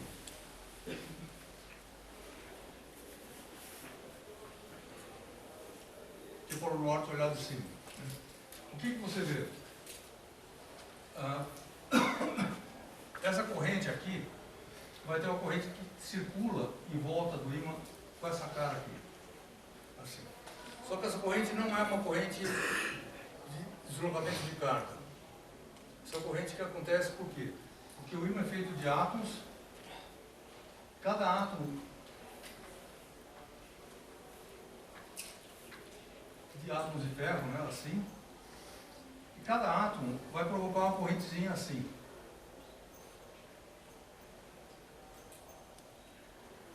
Para cá, e todos eles no mesmo sentido. Quando você pega nesse ponto aqui, a corrente, deslocamento de carga desse objeto aqui para cá, desse objeto ao contrário. Então, dentro do interior do ímã não tem corrente. A soma das correntes atômicas é zero. Na superfície, essa soma não é zero. E aí, o que você está vendo aqui é o seguinte, que cada átomo, se daqui é a fronteira do ímã, aqui dentro tem metal, aqui não tem mais, que você está vendo uma coisa assim, ó, cada átomo está fazendo isso. Tem uma carguinha girando aqui. O vizinho faz isso, mesma coisa, e aí a sensação global que tem é que tem uma carga fluindo assim. Tudo bem? Ainda que não haja uma carga se deslocando, mas isso daí dá origem a uma corrente. E no ímã, você tem as correntes que dão origem ao ímã, têm esse caráter de rotações atômicas, pequenas, localizadas.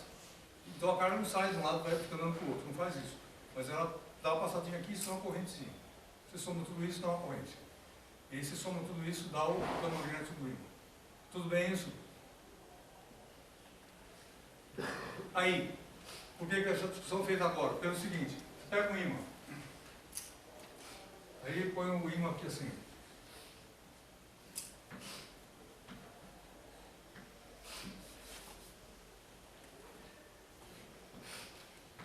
Polo norte aqui, polo sul aqui. E o campo do ímã é assim.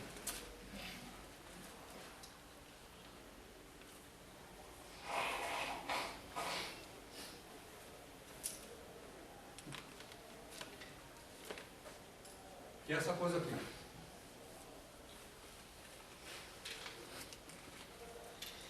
Essa linha de campo passa aqui por dentro assim e dá essa volta.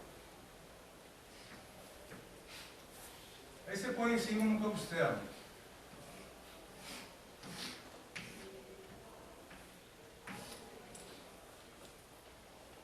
Só isso aqui é o que acontece na Terra, tudo bem? Esse verde é o campo produzido pela Terra, e daqui é o campo da sua bússola. E o que vai acontecer? Vai ter o torque. Tudo bem? Esse torque vai fazer o quê? Fazer com que esses campos se alinhem. Sim? Só esse torque ocorreu porque o campo da Terra agiu no campo da bússola? Não. Tudo bem? Isso não pode pesar isso. Por isso que essa discussão está sendo feita aqui agora. Não pode. Você até fala educação, é feio. Tudo bem?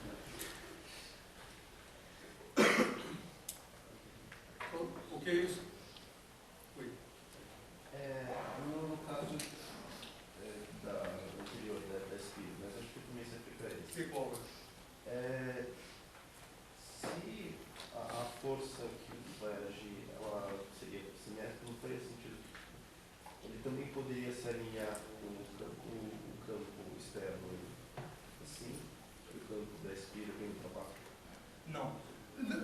Não. Acontece essas coisas. Pensa nisso aqui. Eu posso pegar em cima e colocar assim, essa bússola, colocar com a mão, viro isso aqui, deixo parado aqui. Posso. Aí se eu soltar, o que vai acontecer? Fazer toalha e vira para cá. Certo? Por quê? Porque isso aí é um ponto de equilíbrio instável. Essa situação em que você virou a espira o suficiente para que essa configuração aqui virasse essa.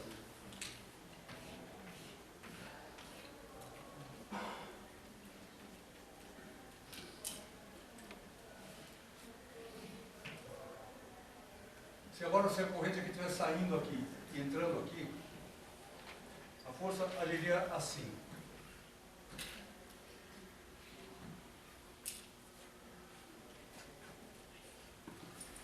Tá? Exatamente. Se você soltar isso aqui nessa situação, ou seja, se você puser isso na horizontal agora, você vai ter duas forças fazendo assim, ó, uma contra a outra querendo. E ela só vai se estabilizar se essa força voltar para fora. Tudo bem isso? Então, assim, isso aqui é um ponto. Isso aqui é horizontal, é um ponto de equilíbrio, só que é instável. Então, tique nela.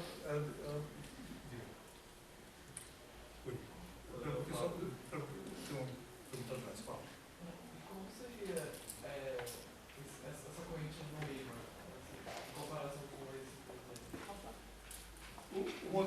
macroscópico, isso aqui é o modelo microscópico. Só que macroscopicamente, o que o ímã faz? Ele tem essa cara aqui. E você tem uma corrente que é equivalente, não é, do ponto de vista de corrente só que isso é microscópico. Você pegar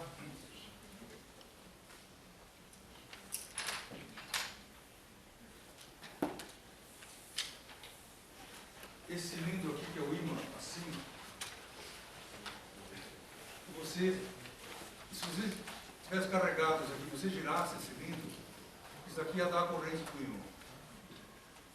Então, o ímã é exatamente isso, do ponto de vista de corrente. Só que é uma corrente que não corre. No seguinte sentido, não tem uma carga que sai daqui e vem para cá. Como eu falei, cada carga, ela só dá uma tangenciadinha do lado de fora e faz assim. E isso já significa que uma carga passou para lá aqui. Só que em vez dela...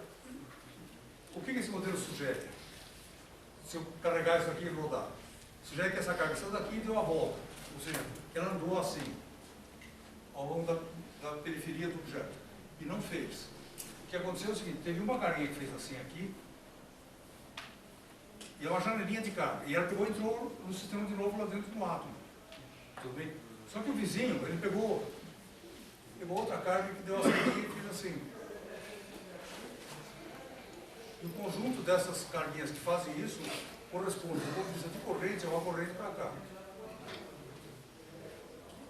Que é uma, então, tudo bem, é uma corrente, mas é uma carga que não corre. Você não é, se você puder pintar essa carga aqui, não é a carga que saiu daqui e andou assim. Mas tudo se passa como se fosse. Tudo bem? No caso dessa corrente magnética aí, eu tenho que inverter o sentido dela ou eu inverto o sentido dela? Não, tudo que a gente faz aqui, a gente já passou da fase de inverter sentidos. Certo? Ou seja, quando você trabalha em coisas plásticas, você fala em I a corrente convencional, que é o que você mede em amperes andando nesse sentido. No fundo da sua cabeça, você sabe que aquilo lá é um elétron girando na direção contrária. Mas a gente não é necessário pensar isso. Senão você tem que mudar o sinal muitas vezes. Tá? Então você pensa que é um I que anda para cá. Mas então, no caso desse desenho aí, o campo para sair uma corrente tinha que sair do sentido, não? Sim, tem razão. Tem razão. Aqui é o elétron. Tem razão. Professor, essa corrente no ímã, já que ela não é uma corrente de fato, ela é mensurável? Com o perímetro é também... Não, você não mede. Pessoal, pergunta se eu puser um perímetro aqui no ímã assim, você mede alguma coisa? Nada. Nada. Certo? Por quê? Porque a corrente de fato é uma carga que ela saiu dentro do sistema, deu uma passadinha na superfície e voltou para dentro do sistema outra vez. Tá? Como é que eu mediria isso? Dá para medir?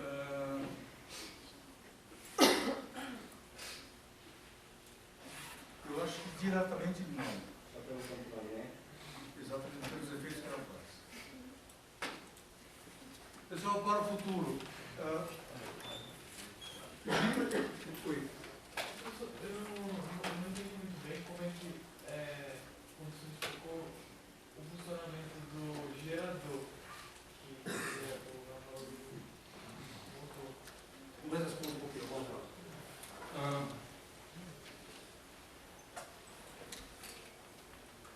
Só antes disso, giz tem propriedades magnéticas.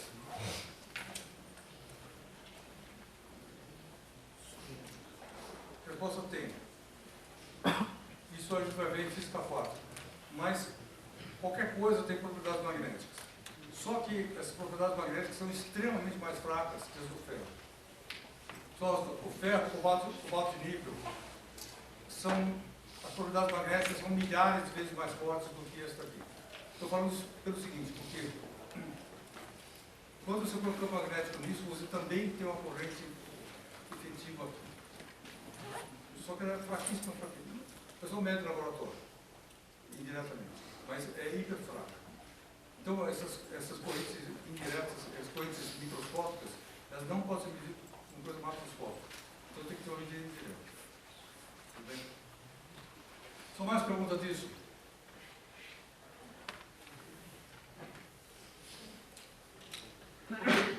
Oi? Agora a pergunta dele, então. Como é que funciona o gerador? O gerador, você pega o seguinte, você pega um B aqui, e você força esse movimento. Aí o que você vai ter? Aqui você vai ter B paralelo a B. E aí não tem força. Certo? Porque B dá zero. Mas quando você vai indo para cá, desculpa, assim, o V é sempre ortogonal à espira. Então começa a aparecer um V vetor B. E aqui ele é grandão. Tá? E esse V, o B aponta para cima. Aqui. Tudo bem?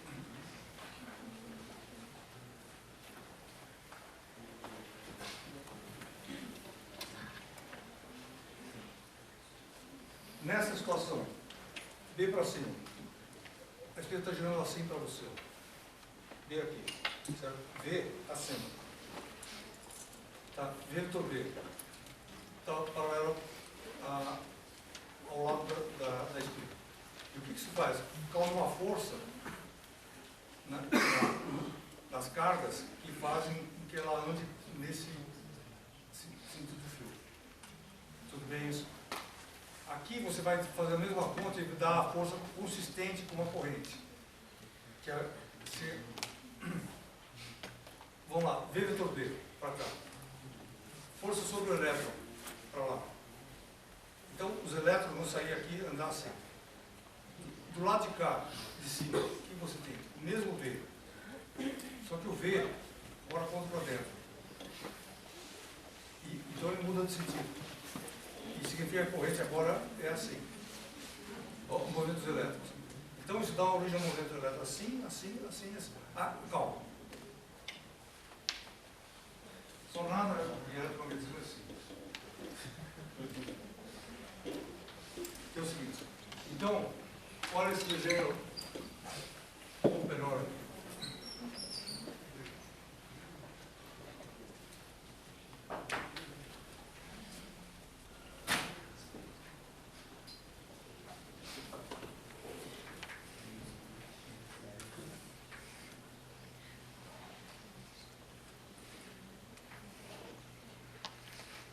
Essa aqui é a espira e ela está girando assim.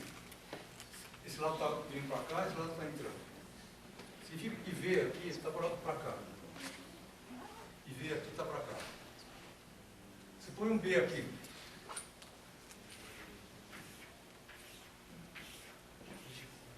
Certo? V vetor B.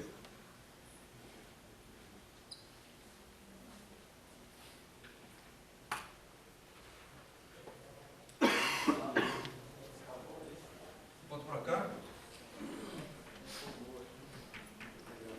E, portanto, a força, o movimento dos elétrons será assim. O elétron andando. Aqui. Você pega o mesmo B. Você faz a mesma conta, mas como o B mudou de sentido, o resultado muda. Então, o V vetor B volta para cá. E a força aponta para cá. O movimento dos elétrons é assim. Então, esse movimento elementar, o que ele fez? Ele empurrou o elétron para cá. Aqui, a força não é importante, porque ela dá uma força zero. Dá a força para o lado do fio que não interessa. Ela não dá ao longo do fio. Então, o que você vai ter? Você vai ter um acúmulo de elétrons aqui e um acúmulo de elétrons aqui. O que esse acúmulo de elétrons faz? Ele vai criar um campo elétrico. Tá? E aí, esse acúmulo de elétrons aqui faz com que haja um campo elétrico nessa região aqui e haja uma corrente aqui.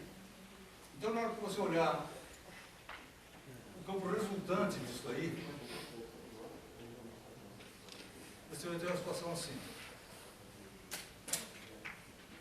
O campo dessas cargas acumuladas, mais a força de Lorentz, dá um campo uniforme. Lá dentro tem que move o campo é assim.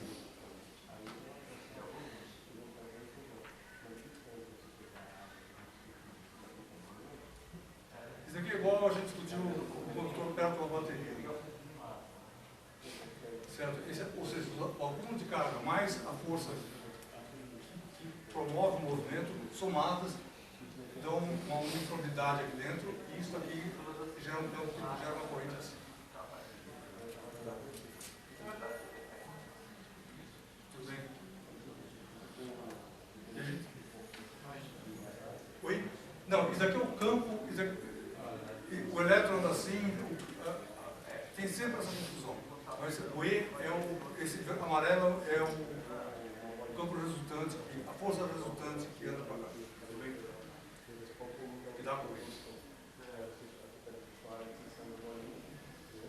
Só pergunta. Esse tipo de coisa a gente vai discutir bastante nas próximas aulas, porque isso daqui tem a ver com o problema importante da relatividade, de se corrente é gerada por dBdt ou por força de Lorentz. Só isso daqui é um problema super importante, só para terminar a aula. Você pode gerar corrente com isso e com isso. E a discussão é um mecanismo ou outro, depende do referencial. Ou seja, daqui é um precursor, o problema precursor da relatividade, citado pelo Einstein no trabalho original dele da relatividade.